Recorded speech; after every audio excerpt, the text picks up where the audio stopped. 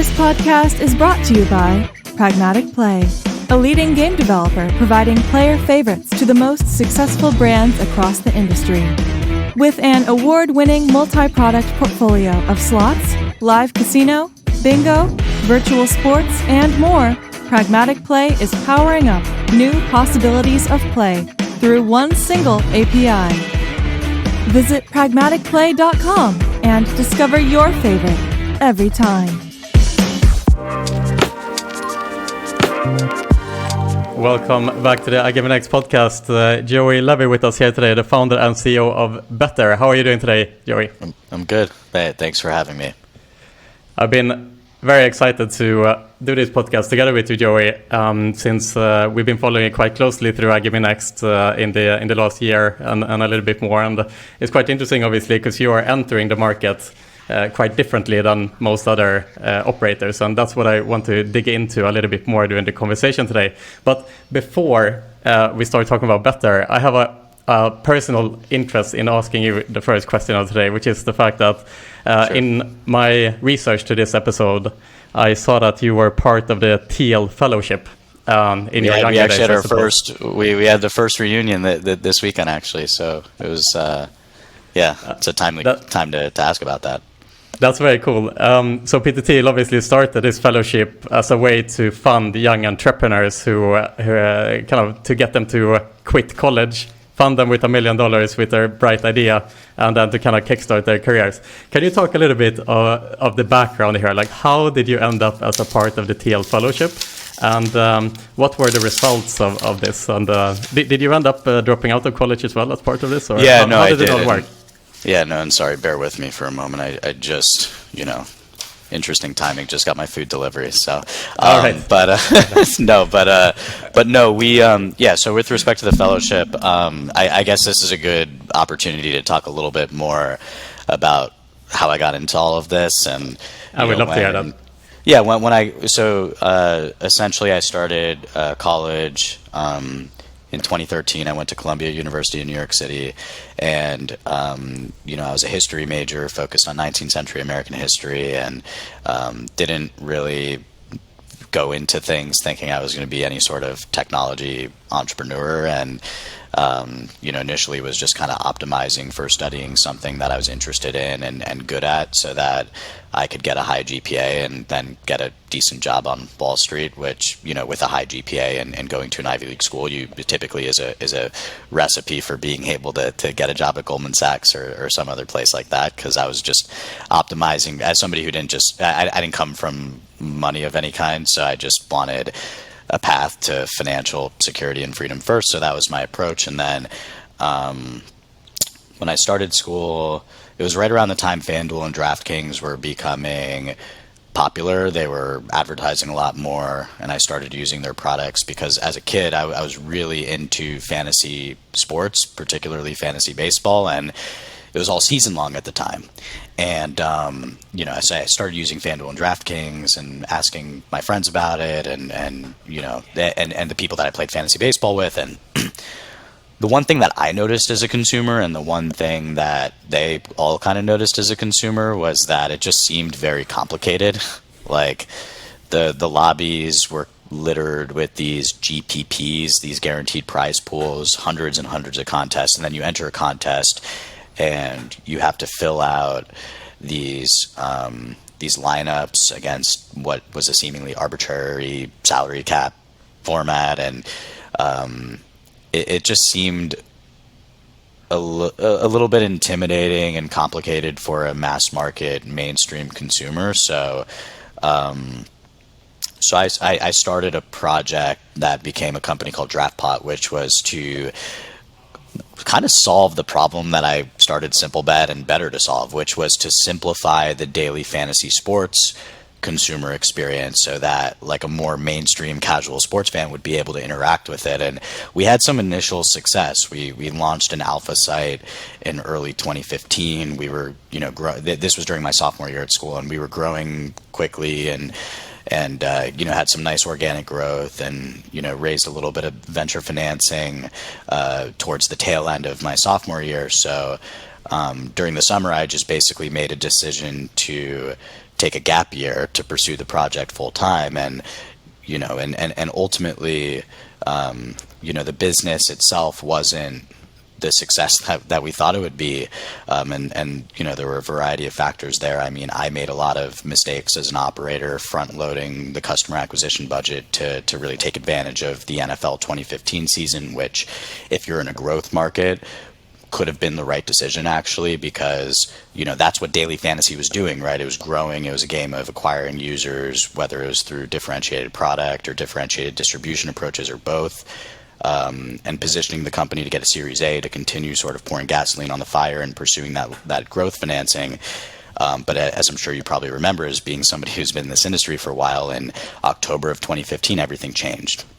There was that insider trading scandal where the DraftKings employee made a bunch of money on FanDuel, and Eric Schneiderman started a whole domino effect of cease and desist letters, and I think even the FBI was potentially investigating. There was all this chatter about how this was unregulated gambling in this country, and all of a sudden, within a quarter, basically the entire idea that this industry was going to be around was put into an existential question, which really damaged our company, right? Between front loading our customer acquisition budget perhaps too aggressively and not having the wherewithal to survive in the manner that FanDuel and DraftKings did, with the hundreds of millions of dollars of capital that they had at their disposal to sort of fight that legal battle, which ultimately they're reaping the benefits of now.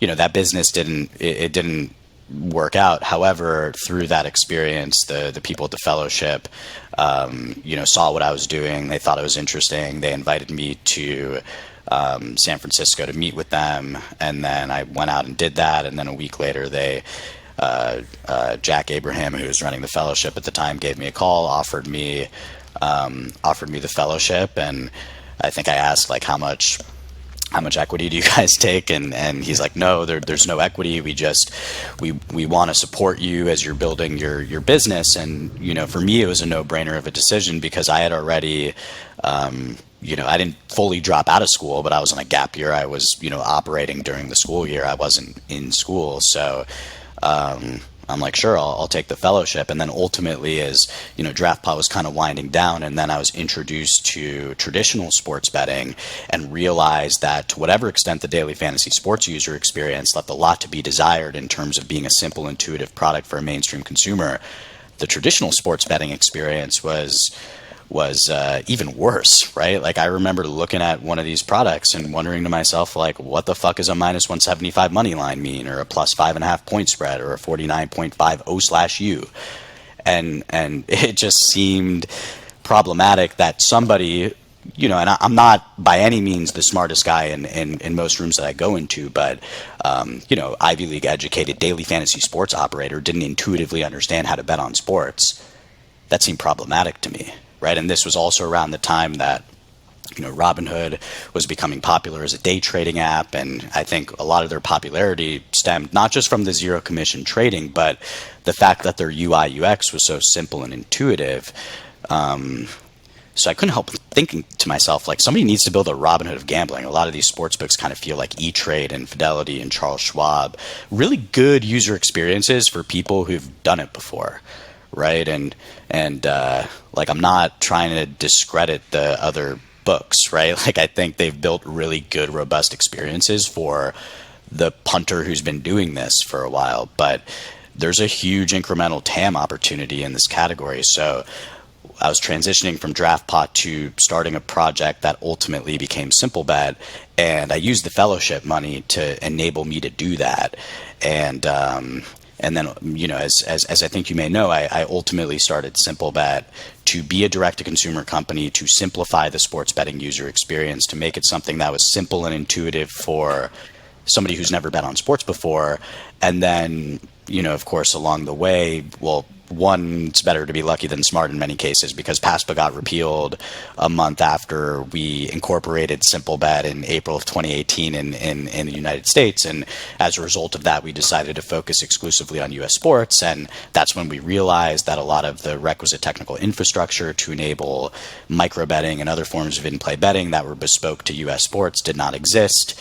And, we built an entire B2B product and technology business ultimately off of the idea that those products needed to exist. And, Simple Bet is a very nice business today and is doing really cool things in the category. And then ultimately I spun out Betr to finish what I started on the UI UX front. But I know you may have some questions about all of that, so I'll stop there. But that's sort of how the fellowship came to be, and just incredibly grateful for the experience. I mean, without it, I wouldn't be here right now. And I think the point that Peter was trying to make by doing this thing in the first place is being proven, certainly not just by myself. I mean, there's at least a dozen or so other fellows that are way more successful than I've been so far. I mean, Vitalik, the founder of Ethereum, was in a couple classes before me. I don't know if you know that, but I think I think he was supported by the fellowship while he was creating Ethereum. Dylan, he was going to Brown University and dropped out to pursue a project called Figma, which ended up becoming the leading design tool we use it at Betr. There's a lot of other examples. The fellowship, I think it was started in 2011. Like I said at the top, we had our first reunion this past weekend here in Miami, and it was an honor to be able to play a small role in co-hosting that. I led a consumer breakout session for the consumer-focused fellows here at the Betr Warehouse, and the group of about 200 fellows has created over $100 billion in value so far and is just getting started. They all started 22 years old or younger. So I think Peter's point of you don't necessarily need college to be successful has been proven and will only continue to be proven more so in the coming years. Yeah, what an incredible start to your journey to be able to be a part of this fellowship, of course. And Joey, you talk about kind of the red thread through your explanation here is the simplicity as you enter the market through, both on the fantasy sports side and then, of course, now with Betr and Simple Bet. And I want to ask a little bit, like, what goes into this in terms of market research? So we have this assumption here, right, that punters prefer this simplified experience. Do you have do you study like previous use cases of others who have been successful in kind of simplifying the experience? Do you conduct market research, or do you kind of go into this as a pioneer and it's a kind of like learn as you go experience? Yeah, it's a great question. It's a little bit of both.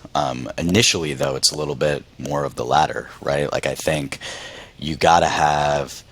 I mean, I don't know if you got to have. I'm sure there's been a lot of successful entrepreneurs who did a lot of research and they came to a conclusion and they based on the research and have built businesses around that. But from my perspective, I was just like a college kid who just had this intuition that this shit was way more complicated than it needed to be, and I wanted to build something to make it less complicated than it needed to be, and that's why I started my first business, and then that's ultimately why I started Simple Bet and now Betr. Now along the way, and this, to get into the question or perspective question of, well, why did you launch in Ohio on day one with such a bare bones product that had some bugs and it didn't have even 1% of the betting markets that FanDuel and DraftKings have? The reason why we wanted to start in Ohio as early as we did, and I've learned this lesson the hard way, I don't like building in a black box. I want my assumptions to be tested in front of real users as soon as possible, right? My intuition kind of got me here, but I could be wrong, right? And if I'm wrong, I want to know that ASAP and learn from that and be right. So, we launched in Ohio on day one with what's very much a minimum viable product to start testing some of these assumptions. And, we're being, in terms of the simple UI UX vision, that's being it's being validated. Our head of gaming, for example, he comes from FanDuel and saw a lot of the. He was there from day one. I think he was within Flutter, and he was the second one at Flutter to transfer to FanDuel to work on the sportsbook and casino business. And he told me that the number one source of customer service inquiries for FanDuel was consumers asking how to use the product. If I bet $10 on a plus 200, how much money do I win? Things like that. At Betr, we have a variety of customer service inquiries. So I'm not going to pretend like we don't. We definitely do. Yeah. There's a ton of areas for improvement here, but we don't get any questions about how to use the product. And that's what's really important to me right now, because the opportunity for Betr is not to cannibalize the existing 2 to 3.5 monthly active users that are currently betting on FanDuel or DraftKings or some of these other platforms. It's not that I'm not interested in that. There's a lot of money to be made there, but it's going back to that Robin Hood of gambling vision where, you have FanDuel that tops out at about 3.5 million MAUs right now. And they're going to continue growing, I think. And, DK and FD are between 2 to 3.5 million MAUs. And they're currently in front of about 85 million gambling age sports fans. And I don't think that they have a brand awareness problem. I've used this sort of analogy before, but they quite literally advertise to the extent of car insurance companies, right? They have mainstream brand awareness, particularly among sports fans. So 2 to 3.5 million MAUs in front of 85 million gambling age sports fans, and then ultimately 175 million gambling age sports fans in the United States at maturity, there's a huge incremental TAM opportunity. And I think the reason why, and I say all of this acknowledging that they've built incredible businesses. I mean, I think FanDuel independently would be worth $20 billion. DraftKings is about $10 billion. FanDuel's already generating cash. DraftKings has a clear path to profitability and generating cash. Very good businesses that they've built, but there's a really nice, more than nice, it's a substantial incremental TAM opportunity to get from that 3.5 million MAUs to more of that 85, to more of that 175. And I'm not saying all of them should be betting on sports, but you could see a world where there's 25 million MAUs betting on sports in this country. But I think to get there, you need a consumer product experience that is simple and intuitive, that anybody who hasn't bet on sports before but has a propensity to do so is able to pick up and interact with. Right. And just to close the loop here on the market research question, you are in quite good company with your philosophy here. It was Steve Jobs who said people don't know what they want until you show it to them. That's why Apple never relies on market research. Right. So you are now after we put things live, though. Just to clarify, after we put things live, we do have a user research experience function, and we do get methodical about that. But I think a lot of the best products, they just have a vision and an intuition for what it should be, and then they put it out, and then they learn quickly from there. Right, fair enough. At the same time, Joey, you've been talking recently about kind of seeking product parity with the major operators. I'm curious to dig into this a little bit as well. So it seems from the outside that you kind of launched Betr to kind of conquer a niche, which was the micro betting product. You mentioned here as you launched in Ohio that you launched with an MVP essentially. Is the strategy to launch the MVP, kind of conquer a niche, and then once you feel comfortable to then start competing against the bigger incumbents in the market at the moment? And also another question to that as well, how does the strategy of kind of pursuing simplicity and the statement of seeking product parity, how do they kind of marry? Yep, good question. So I guess to address the latter question first, I think there's a huge opportunity in just winning by having the existing core markets, which are money line, point spread, and over-unders, just a lot simpler and more intuitive for consumers than the current minus 175s, plus 5.5s, 49.5 /U's, right? That are kind of delivered in a spreadsheet transactional UI layer like they are today. I think, and that's actually why I started SimpleBet. We didn't start with a micro betting vision. It started to make the rest of the stuff simpler and more intuitive because it was too complicated from my perspective. So yeah, and that may be that honestly may be the bigger opportunity for Betr, is to make the things that people are betting on today just a lot simpler and more intuitive, so that we have a better opportunity of getting that incremental TAM that I think is out there. But with that said, I mean, I think micro betting is going to be, and I don't even need to say I think anymore. I think it's being validated in real time with DraftKings, who uses Simple Bet, who's powering a substantial portion of their in-play betting business. You know, micro betting will be, and already is in many ways, a pretty material part of the U.S. product stack. And the key insight there was, and I remember when I first started going through, focusing on micro betting, and I got a lot of criticism and people suggesting that we were gonna light our investor money on fire, because they're like, why are you investing so much in machine learning and automation infrastructure to enable a really good experience around micro betting when it's currently less than 1% of the betting market? And they were right, it was less than 1% of the betting market, but if you think of the market before the US opened up, it was driven by soccer. And if you think of how a soccer match works, it's a very fluid game without any discrete occurrences or moments to bet on, without really a lot of scoring. But if you think of the cadence and composition of US sports, it's very stop and start, moment to moment, a lot of scoring, a lot of speculation over superstar players and what they'll do next. When you're watching a baseball game, you're tracking what's going to happen in the next pitch or the next at bat. When you're watching an NFL game, American football game, you're tracking what's going to happen in the next play or the next drive. There's a lot of player statistics too that's already been kind of cultivated by the proliferation of fantasy sports in this country over the past couple decades. So, it made a lot of sense why micro betting was historically less than 1% of the handle, because who cares if there's going to be a yellow card before a corner kick, right? Like, that was the extent of micro betting on soccer. I think the most popular market was next occurrence, where there's a market that's kind of perpetually available, where the consumer is offered the opportunity to bet on, will there be a yellow card, a red card, a throw in, a goal, a corner kick, like what's going to happen next? And that's like a super contrived experience from my perspective, right? Like, nobody's on the edge of their seat wondering to themselves, I think there's going to be a yellow card before a throw in. Right? Like, that's not how you watch a soccer match. So the unique insight we made at SimpleBet was that, micro betting made a lot of sense for US sports. It didn't make sense historically for the global marketplace. And as a result of, sort of just being people from the US and kind of understanding that, we felt comfortable going hard after that opportunity when others in the category did not. And the Simple Bet team is reaping the benefits of that today. So but my it seems point almost is like Joey. I mean, sorry to interrupt, but it seems almost like in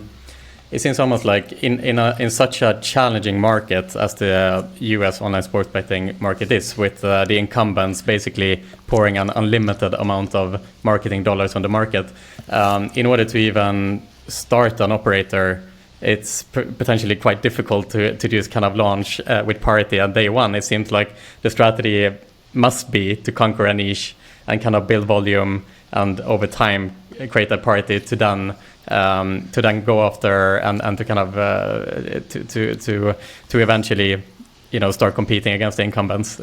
It seems like that's the only way to enter the market if you don't raise an enormous. I mean, it's a couple of things, right? One is to close the loop on micro betting, and again, I think it may be the case that the simple, intuitive UI UX on the other stuff is like actually the bigger opportunity from a product standpoint. But I think micro betting is this thing that is so well suited for US sports that it will be the fastest growing part of this market, perhaps outside of SGPs, because SGPs are just crushing it, and and it's not surprising at all, though. The next iteration of SGPs will be instant SGPs, where you're able to bet on things like Aaron Judge will hit a home run off the fourth pitch off a curveball with a velocity of 75 to 80 miles per hour. So you do have those two categories merging. But my point with micro betting is, I think it's going to be important. And from a product standpoint, we wanted to go out with like a shtick. Like, we're like planting our flag and saying that we're going to do things differently. Like, Betr is not going to be a commoditized sports book. I think the biggest incorrect assumption in this industry right now is that sportsbook is a commoditized thing. So I wanted to make it clear that we don't feel that way, that it's not a commoditized thing, that there's a lot of room for product innovation within the category, and we want to be the ones to really go after that. But then the second reason to go live with micro betting first is pretty much exactly what you said, and it speaks to really what's exciting about, I think, what we're building and how we're building it is that we're like the only true like startup in this category, right? Like, you know, you got a lot of land-based casino operators like MGM and Caesars who've come into the space and, you know, trying to get after the digital business. You have FanDuel and DraftKings who are already multi-billion-dollar organizations through their daily fantasy sports businesses. You have some existing businesses from Europe or Australia coming in and, you know, trying to take their existing businesses there and whatever expertise or operational efficiency they had and take advantage of the U.S. market here. But you haven't had like a U.S. company start from scratch here in the United States and build like a true startup going after it, maybe with the exception of the exchange guys who I think are doing really interesting work.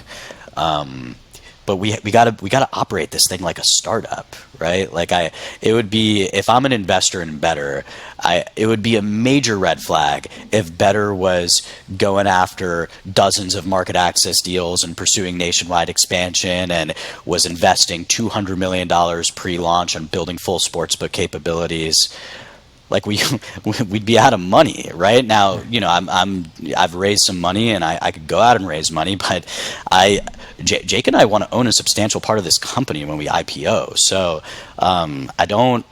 we're very deliberate and methodical with how we're sequencing execution to create value along the way to enable us to, you know, play a really long game to accomplish what we ultimately would like to accomplish. Fair enough, Joey. Something I haven't really seen you guys talk about previously is the opportunity of iGaming.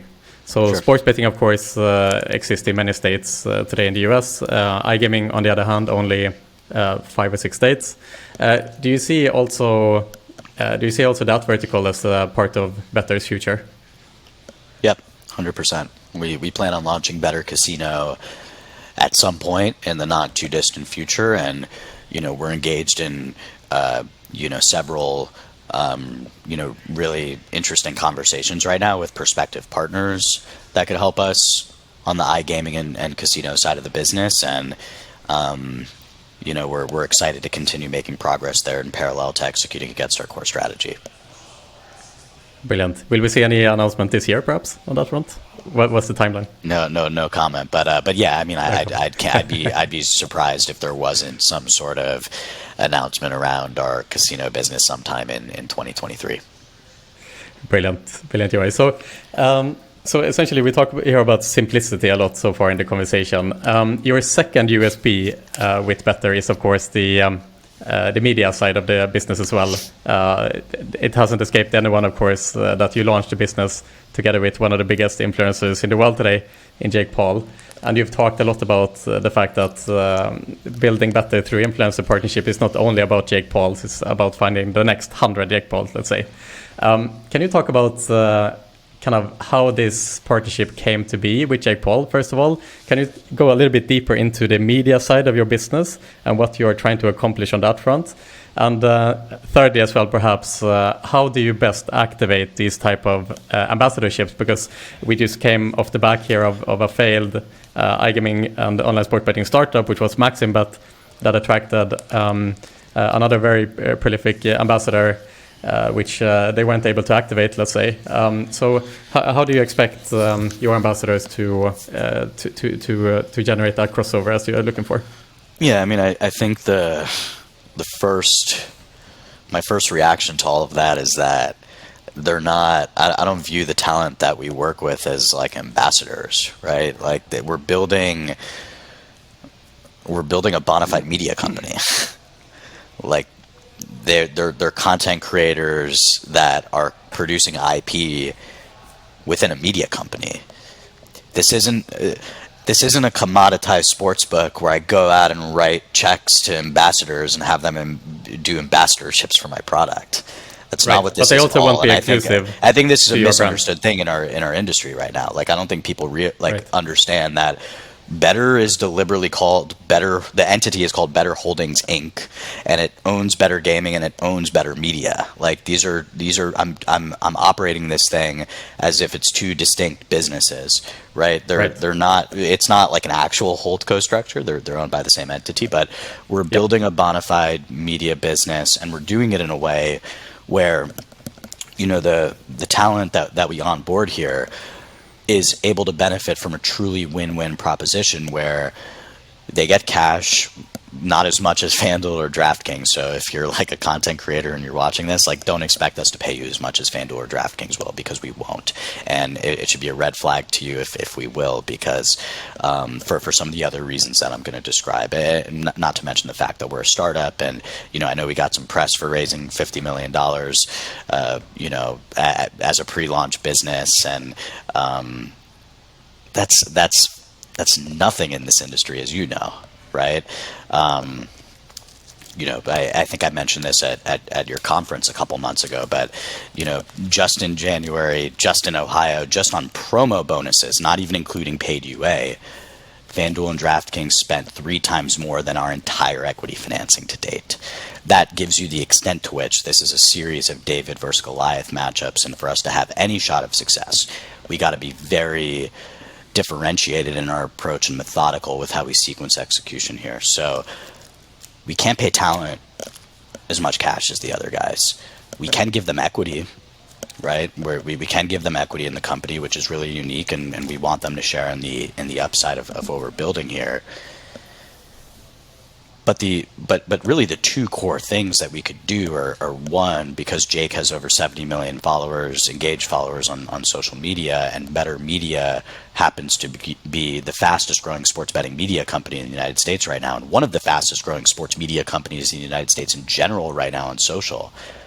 We can amplify creators such that they can be even more famous than they were before working with Betr, which adds real long-term value to the creator.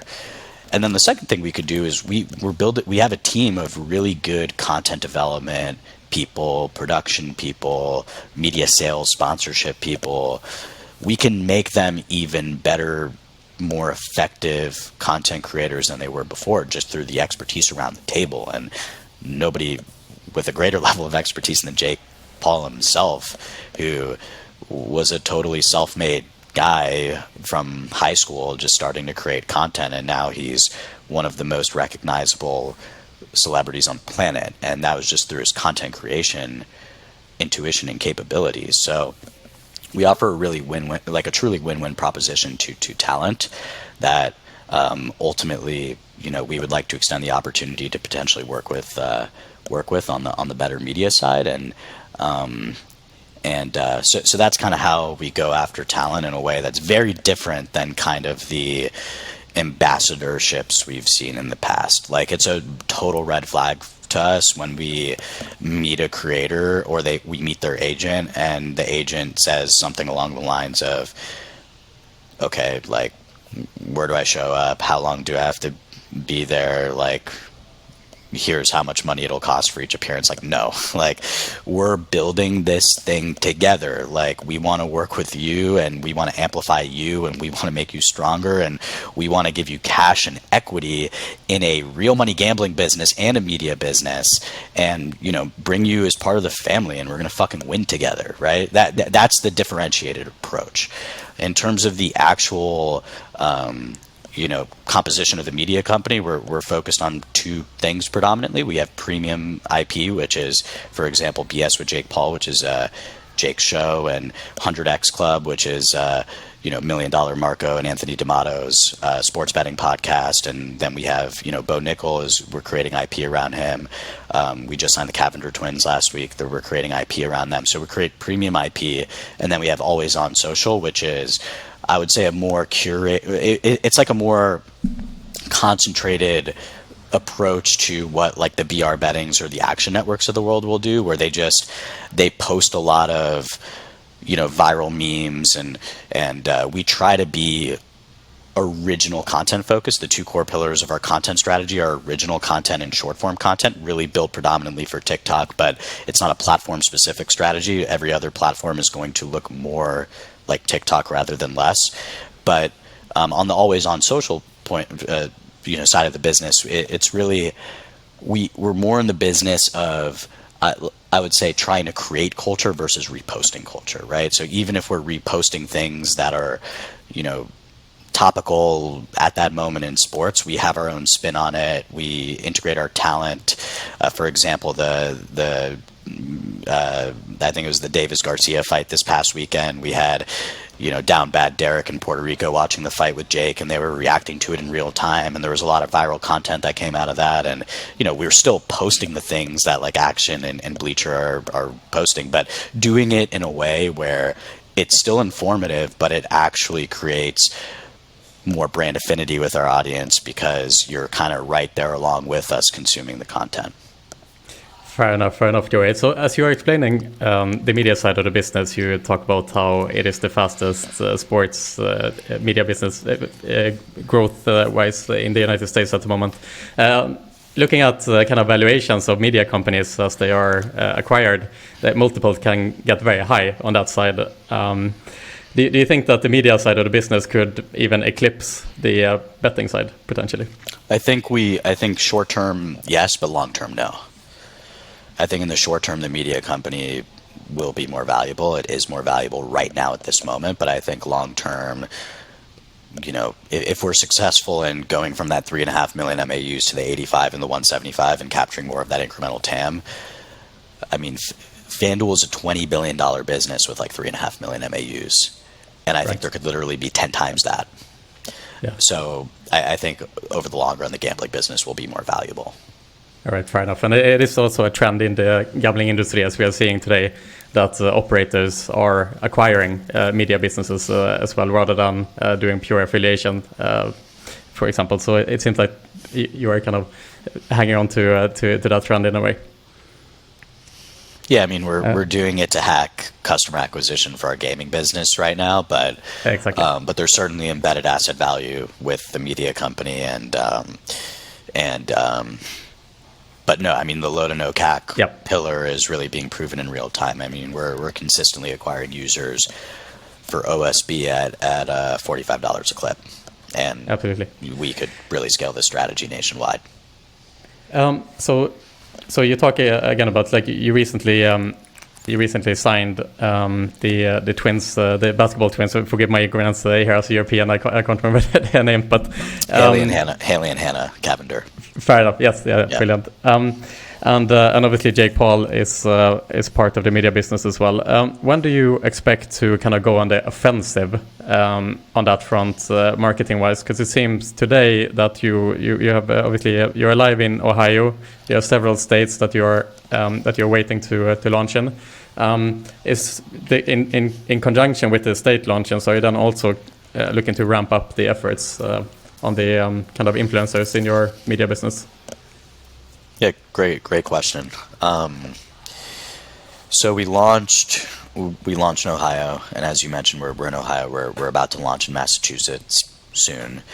We're going to do a little bit of a soft launch in a few days here, and then we're going to do more of a harder launch soon after, and then we also received the honor and privilege of a license in Virginia, where we hope to launch there soon after Massachusetts, and we have market access in Indiana and have submitted a gaming license application in Maryland as well. So if we receive the honor and privilege of licenses in those jurisdictions, those would be fast follows too. So we're gradually rolling out OSB, and as I alluded to, there will be casino at some point in the future. But the only thing I'll say on this, because I just I'm not ready to talk about this at greater length, but there are ways in which we can launch Betr gaming in a more nationwide manner for real money that we're open to and will likely pursue in the not too distant future to better enable us to